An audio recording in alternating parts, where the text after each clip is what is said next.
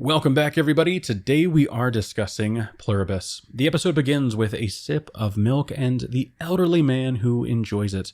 Milking becomes a big part of this episode, but we're going to pull more on that later. The thing I really think the showrunners are highlighting here is that they want us to know Pluribus, it takes care of the sick and elderly. Of course, the reasons why I think really need to be considered. My position is that they are taking care of this man. They are spending the resources to help him recover from whatever his ailment is, because he has the ability to contribute in the future. They could very well be taking care of the sick people with no further motive. I mean, imagine just a really good group of like hive-minded individuals that just want everybody to live, laugh, love for as long as they can. You know, I mean, that's the dream. But I think the dark truth that they are slowly building behind this image of everybody having a seat is that you are only eating if you can bring something to the table. That contribution requirement is why I think before we get to our lovely leading lady, they want us to consider the women, children, and sick or elderly. Everybody has a place in the machine, fine-toothed cogs that make the whole roll. But if this child was missing his legs, I know that they would pick someone else and make no-leg Luke type his entire life away instead of pushing this cart. If no-leg Luke lost both of his arms, who knows if they would spend the resources to give him a good quality of life or not. If his name was Matt, maybe he would still have a job in the hospital, but we don't know what his name is. My money is betting on them not spending the resources on those that cannot pull their own weight or contribute in some observable way. It's crazy enough that they would put a child to work, and if the hive mind just wants people to live, laugh, love for as long as they can, why would he be working at all? Him pushing this cart does align with the right man, right job theory from a few episodes ago. Someone has to push the cart, so, why not child labor for easier tasks? However, everybody on this channel should know that the best job for children is the coal mine. This man here is also highlighted for a brief second, but it's not his face. It's not him. It is only the idea of a man carrying something that briefly takes focus. And if the right man, right job theory holds true, the importance is that men are more likely to do the heavy lifting. Of course, this is a small basket, but I hope it is clear I'm saying this is representative of the bigger picture, like everything else 45 seconds into this episode. The elderly, the children, the tattooed women, everybody gets milk until it's more efficient to milk them.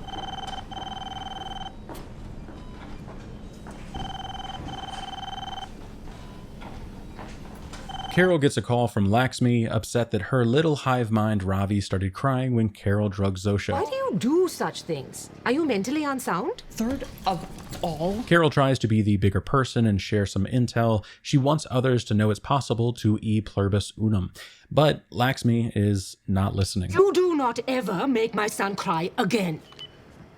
Carol gets the cold shoulder from the meaty muscle man moving mass moodily. She's gonna be all right, isn't she? She's gonna be fine. And then she makes a cozy little nest in the lobby while the entire city of Albuquerque heads for the hills. During this mass exodus, we can see the courtyard yet again, and I realized after I published the last video, what I thought was a butterfly shape could, and some of y'all have said eyeball or keyhole, which I also thought was kind of interesting. What if it's a cell? Like this is like the cell wall breaking as like some part of the lysogenic virus cycle or the lytic cycle, something like that. Carol then wakes up, and the first thing we see is her checking on Zosha, showing us that she cares about her as like the priority. They could have highlighted any of the empty halls before she gets there, like on her way from the lobby here to Zosha's area. There would have been plenty of times to highlight Carol recognizing that nobody is there. However, the cut is one of the lobby where she is, and then immediately to Zosha's chamber. So they want us to know where Carol's priorities lie. Hello? This is when Carol gets the first message explaining the hive mind needs a little space. Our feelings for you haven't changed, Carol.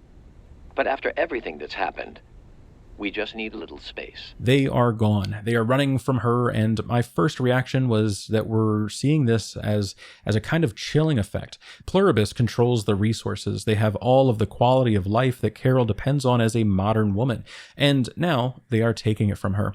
but it could also relate to them needing to hide Zosha from her in the event that she did manage to sever her from the rest.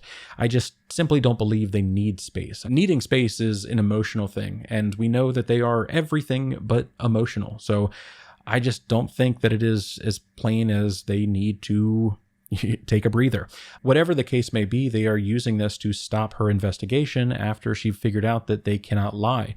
They are taking from her all of the ability that she has now gained to question, to do anything like that, and I think that that is ultimately what they are after. To my 12 fellow survivors, greetings. I'm Carol Sturka. Carol starts recording a message for the remaining survivors, letting them know the hive mind cannot lie, and there must be some way to revert humanity back to the way that it used to be. She then tries to make it clear why they should care about this, about how they owe it to humanity, and the risk of not taking this seriously is that one day they will be turned into the very service they now enjoy the benefits of. It's Carol. I've made a video. You're not going to like it. However, I want you to make 12 copies and distribute them to all of the other people like me. She demands that they pick up her video, translate it for the remaining others, and then distribute it accordingly. Last episode, we were introduced to the ham radio, and this one we are shown the direct issues the remaining humans are having with long-distance communication. It may be possible to connect humanity if they all request powerful ham radio sets, and while the language barrier will still be something to overcome, there are millions of books, apps, resources, everything that could aid a modern setting in them being able to translate for themselves and no longer rely on the hive mind for their communication. I certainly can't force you to do this. However, you doing it would please me. And I know you're into that. Kinky.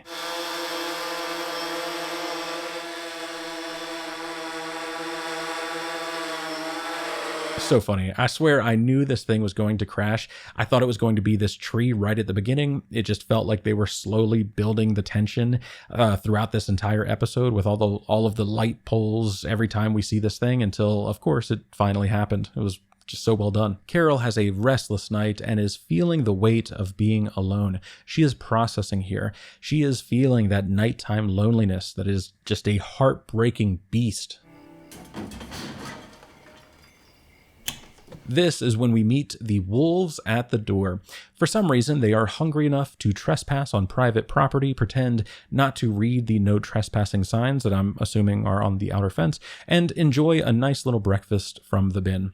I'm not sure we know their presence is 100% because of Helen's rotting body, but it is implied. It would be interesting if the hive mind is now using the land that they lived on for something, and the wolves are being pushed here, or if all of the pets being released made them aware that this area was a buffet. But I think hiding some kind of deeper reason in this moment could be pretty likely. Hey! Get out of here! Carol defends her Wild West homestead and makes another call. She wants the lights turned back on, thinking this is the reason for her furry friends at the door, and we get to hear the recording again. This is when it becomes a little more clear that we were going to hear this a few times, each time becoming funnier for us and more aggravating for our stressed protagonist. Helen's face mask is used for comfort, and we see the novel And Then There Were None. I have not read this book, sadly, but it is said to be one of the hardest books that Agatha Christie has ever written. This makes me think of Bitter Chrysalis, which has been a big challenge for Carol. The book itself is also a little bit of an oddity to me because at one point it was named 10 Little Indians, and then it was also named 10 Little N-Words. This was written a long time ago, and it's apparently one of the best-selling mystery novels of all time, but I'm not too sure the relevance aside from the difficulty writing. I am including a link in the description to check it out. There are some interesting things that I think could line up if our remaining 13 humans ever start dying in odd ways. I need my trash picked up. They explain the trash needs to weigh 17 pounds or less, and it wasn't really apparent to me why, but of course, her failure to follow this instruction is exactly why the drone crashes. It just felt like when they were saying this that they were messing with her, like they were suddenly just enforcing every strict HOA policy that she had to live with before because she wanted that old life back so bad.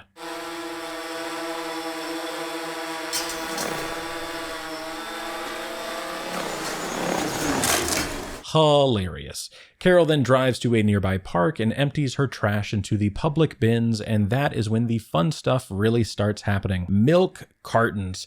Which then leads to her finding the same thing in a nearby dumpster, hundreds of them. And right away, I knew what this was. And I hope you did too, because in the first or second episode review, I talked about managing the caloric intake and expenditure for an entire planet and what that would look like. If you have not watched my previous Pluribus videos, I hope you go back and watch them, not for the views, but because what I do here is an ongoing discovery process. It is an exploration of the grander ideas that could be happening with the general concepts that they introduce early on, and then I zoom down into the more relevant things as the series goes on. In this case, I believe we are seeing 100% of the daily nutrition that an individual needs to sustain. I imagined that this would look like a thick black bar of jelly goodness like the movie Snowpiercer, but it instead takes this form of vape juice colored milk. The hive mind does not need to design food that tastes good by current human standards, because who would complain if it didn't? It simply just needs to keep the person alive and working. It needs to be producible at scale, use the existing calories readily available, and use as little resources as possible until they can revamp our agriculture to grow GMO superfoods that will probably look like bananas the size of dogs or watermelons that grow into car-sized cubes for easy transport. Jumping to the meat of this episode, the big what's under the tarp moment later on is most certainly dead humans. We see them loading dead bodies into trucks since episode 1, and episode 2 even showed us directly that they are placing dead bodies into food trucks. A milk truck is used in this episode as well to drive this point retrospectively home. So why would they be using humans? Well, because of this 2017 study by James Cole. It breaks down exactly how many calories are in the human body. It's quite interesting if you want to give it a gander. You know where the link will be, but most of us will have bodies containing roughly 100,000 calories or more. That's a lot. The study details the inefficient nature of cannibalism during the Paleolithic age, but James Cole never had to account for something quite like this. Whatever Pluribus is doing, it needs to be efficient. It is managing an entire world in the shadows of this story about a distressed novelist with self-worth issues. I think we're seeing this adventure into what the hive mind has been up to because it's finally time to start unraveling some of the mystery that exists outside of the remaining humans' hometowns. Everything is being done on a global scale, which means the individual doesn't need Captain Crunch cereal and all of the dentists who will inevitably have to fix their torn up gums. It just needs to be easily distributable, easily producible, and all around 10 out of 10 doctor-approved, ultra-efficient food. Think of what your bodies would feel like if every single day you got all of the protein, carbs, water, vitamins, sleep, and everything else that you should be getting. It is a better body, and thus a better whole, and that is the entire point. The crows sitting on the white powdery stuff about to be turned into a bioprotein potion is a nice touch. I'm considering this like a protein powder or a pre-workout mix that you would then just add some water to. I think it's some perfect mix of all the things that we can see in cold storage later on, and if everything I've said lines up, it's very clearly Carol seeing dead people. I think the design of this substance is meant to invoke the idea of human remains after cremation, which was why last episode we saw this urn conveniently on screen for 2 seconds while the starving Manusos searched for something he could eat. The ashes after cremation have very little nutritional value, but I'm assuming that they are altering the process in some kind of way. Perhaps the reason Walt Disney gets brought up in episode 3 We just flew 16 hours to get frozen like Walt Disney. is because it is relevant to this process. Maybe they put all of the organic material into a big chamber, cryo-freeze everything together, and then grind it up into this little fine powder. Whatever it is, this entire thing has been building in the background in such a beautiful way, and I'm glad that one of the routes that we theorized was possible early on is being explored. I'm assuming Carol is going to address this right away, and we're going to get some nice back and forth between Carol and the hive mind about how the protocols we have with our dead right now are highly inefficient and ultimately a waste of resources in a world that still needs to eat. Carol Starka here with an update. Carol brings home a bag of the superfood and does a little science for us. It's not milk. in any of them? What does it do to them when they drink it? Could it be that this is how they're all staying connected? Carol's theory is that this is required for them to stay connected, which it might be, but I'm really on the global caloric management train, so this just feels like misdirection to me. During the sequence, it really felt like Carol wanted to taste it, like take a little drink, and I honestly wish that she did. I'm assuming that it's quite bland or maybe bitter tasting, but I think it would work like an energy drink. I think that drinking this would have a positive effect, and if it really is 100% of the nutrients that an individual needs, it would be a pretty good effect. I'm thinking it would be like pouring a liquid IV into your water before you realize that it hydrates so well because it's mainly sodium, so you should just drink more water. And I tested the pH. It is a 7.1, which it is neutral. More importantly, And it does not contain chlorine. So I think the chlorine note is added mainly for, the joke of what her research project is, like she's just using the jacuzzi testing kit, but it is also, it's possible that it's highlighting something about the food processing before it becomes this white powder. They would likely have some kind of process to clean everything to make sure that they weren't sending out rotten milk. So perhaps Carol's note about the chlorine is implying an absence of any bad chemicals. anybody listening out there? Huh? How about it, you 12? Any response? Are you even getting these? Because how the fuck would I know? This note ends with Carol upset that she has no way to know if her message is being received. The first message included her exact location, so if Manusos is ever capable of getting a signal to her location, he knows her location and knows that she wants them to communicate. And this little white paper on his desk is showing some ranges in which the regions operate. So maybe, just maybe, this other theory about Manusos and the ham radio is coming together as well. No. Nightmare. Like, literally, holy moly, nightmare, wake me up. What do you do here? Hey! Not this. You do not do this. Also, I think the aggressive nature of the wolves is something that we're supposed to note. I think Pluribus has absolutely done something in the background that made these wolves need to come closer to civilization. And while I'm not an expert, I got 2 wolves in me, but they share a brain cell, so, take that with a grain of salt. I think that wolves just behave like this when running away isn't an option. They need to eat, and for some reason, they need whatever is buried here. Zosha ultimately dug this hole, so I'm assuming it's 6 feet down, but this is another example of creatures that are completely okay with eating human remains in order to stay alive, and I think that that is kind of a big part of this episode. Carol decides to get a shotgun from the police car, which is a great move if she took the time to understand the locking mechanism. This is again highlighted in the morning after she scares the wolves away by crashing her car. She had the power to remove her bindings this entire time, and she just needed to stop and think.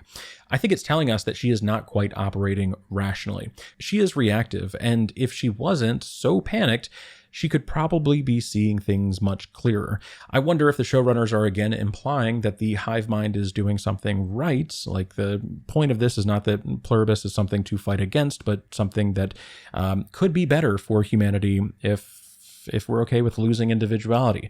But it could also be that Carol is just missing an obvious way to defeat this thing. Son of a bitch.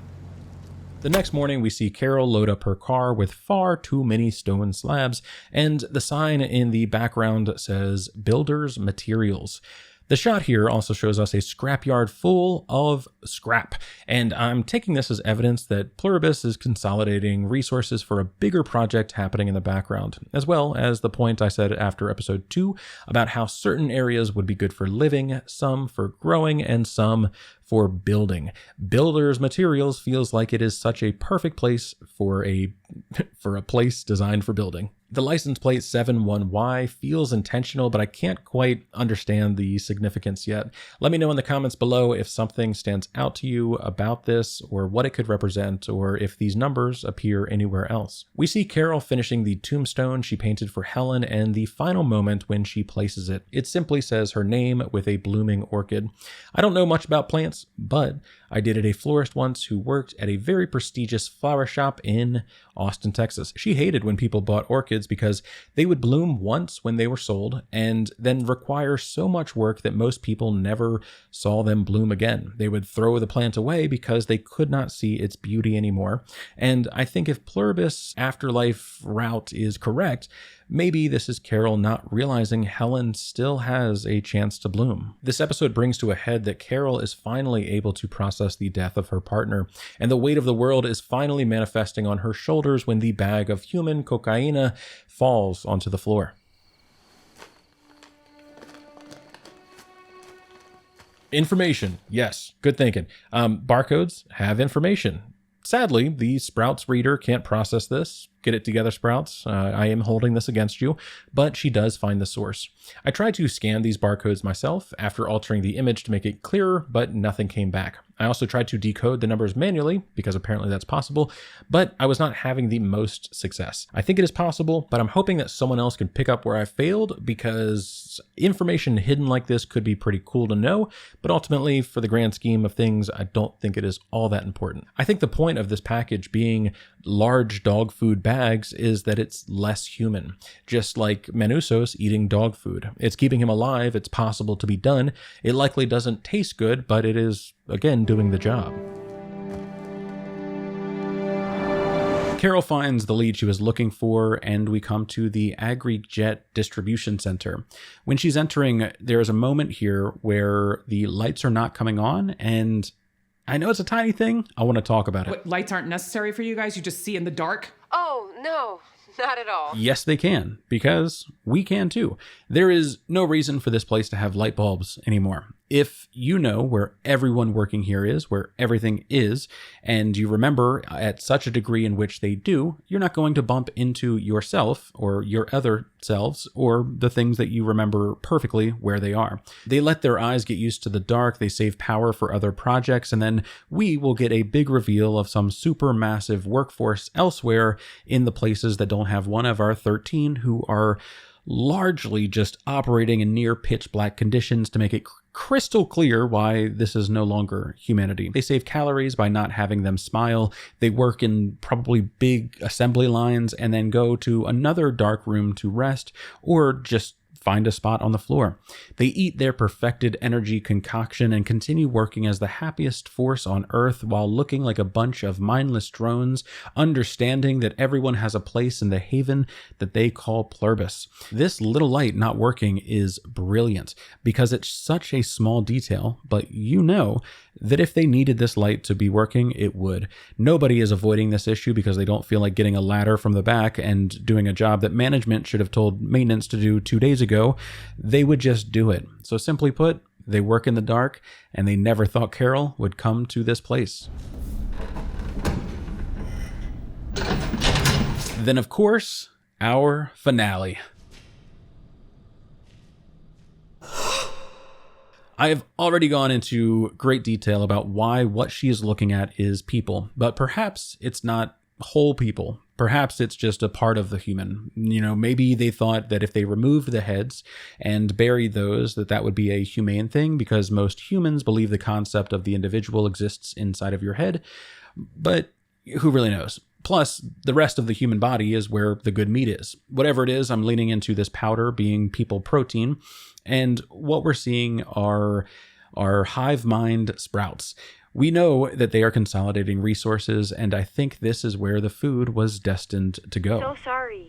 We're consolidating resources to centralize useful items for distribution. I'm still curious if they were just freezing out Carol here by showing their ability to withhold food from her, seeing as how nothing was frozen and it was quite timely returned, but it's not really that important. What is that this is the consolidation of resources that they were referring to as this big, pleasant thing. Human remains to a species that looks like humans, sounds like humans, dies like humans, but ultimately cannot feel like humans, would be placed on the shelf exactly like these watermelon are. If a sentient watermelon were our main character, they would have lifted the tarp exactly like Carol did and felt deeply for his lost brothers, but past all of the human remains without another thought. We're seeing what Pluribus believes to be an objective truth devoid of feeling, simply an object that needs to be stored so it can be reduced, reused, and recycled. But with that, we come to the end of the episode.